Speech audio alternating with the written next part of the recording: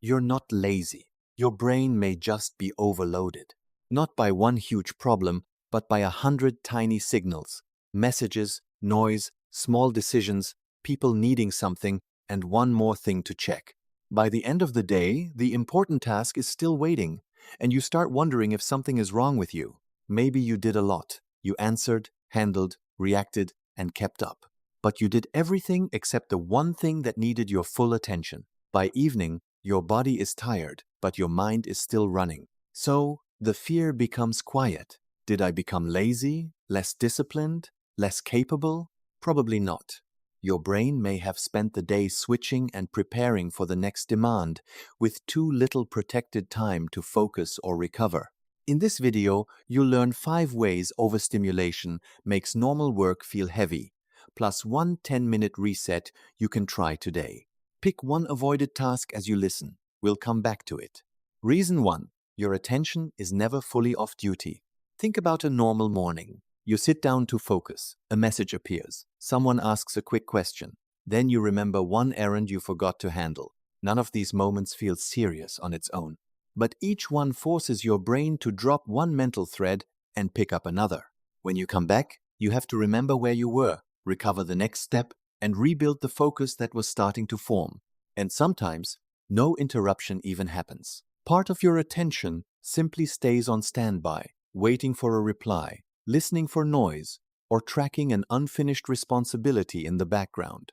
Studies suggest that even phone notifications you do not answer can disrupt performance on tasks that require real focus. But the bigger point is not just about phones.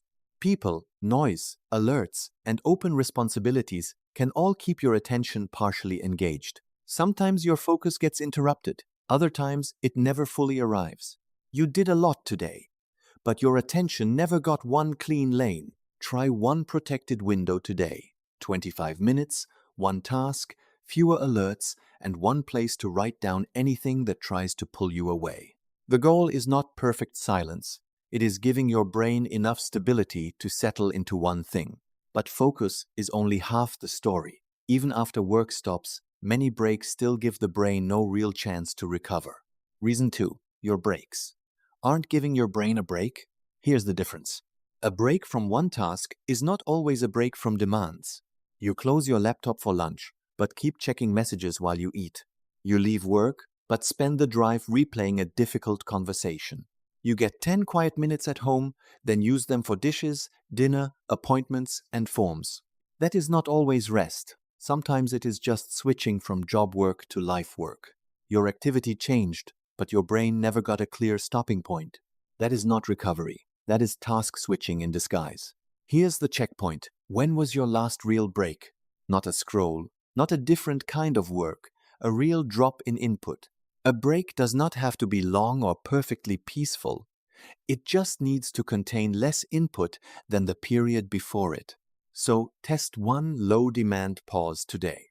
For 3 minutes, step outside, stretch, refill your water, sit in the car without turning anything on, or look out a window.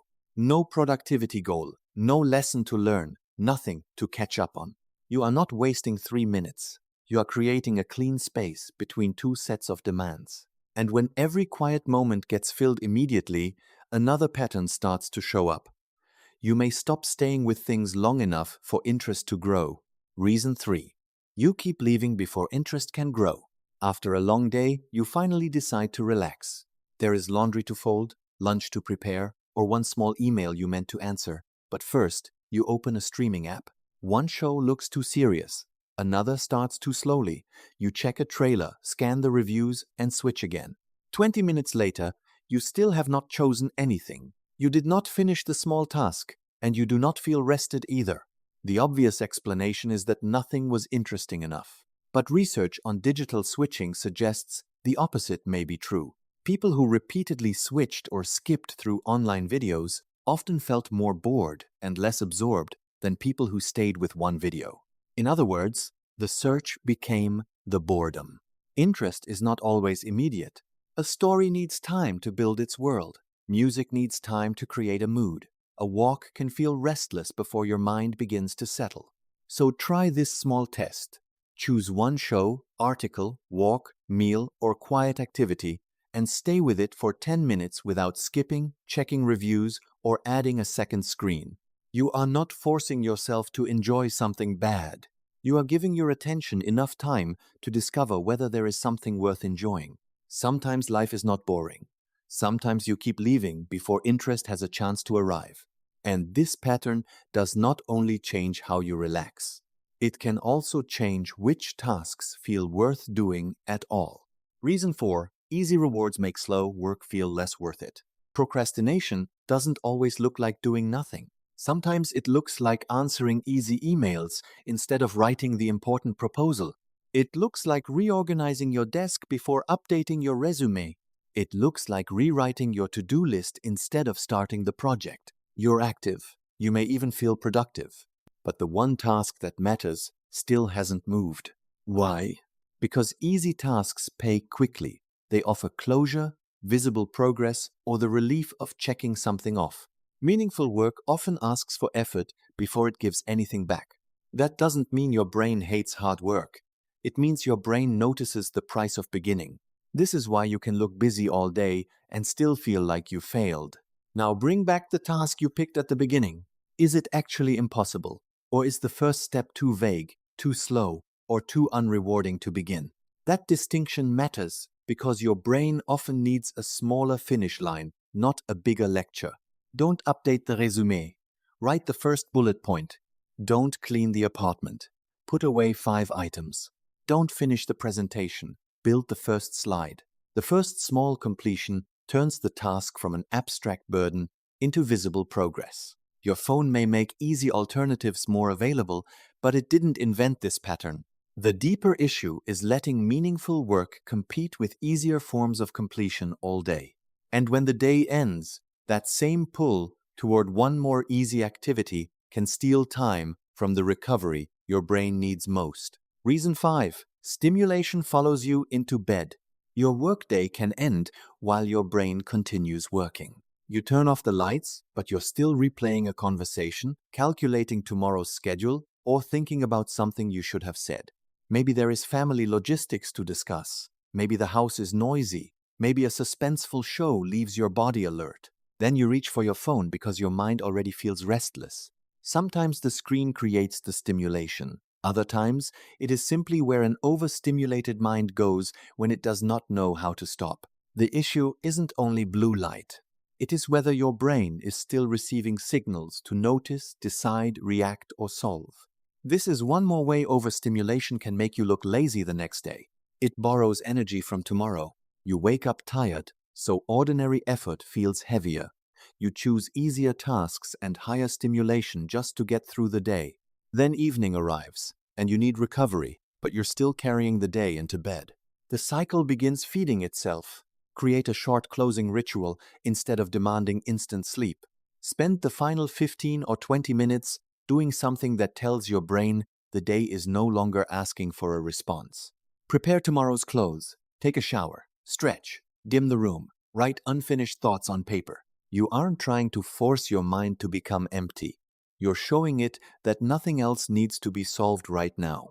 So maybe the problem was never that your brain became lazy. Maybe it spent the day partially focused, repeatedly interrupted, and responsible for too many things at once. Then, when work stopped, the input continued. Your breaks became life admin. Relaxation became searching. Important work competed with easier forms of progress, and the unfinished day followed you into bed.